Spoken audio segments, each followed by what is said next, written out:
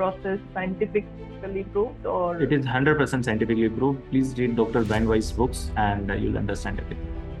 I've read his book, but when I read Google reviews about it, then it says it's not scientifically proved. It is not scientifically proven. Okay, so people, if they want to make it, metaphysics, they can do it.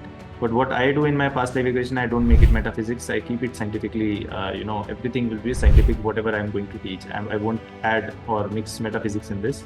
So at the end of 30 days, we'll be able to make it out to metaphysics kya hota hai and scientific kya hota hai. But I'll keep telling you, you can add this, you can do this if you really want to make it metaphysics or towards God or spiritual or not spiritual, religious. I can tell you that, but I don't do that. Okay.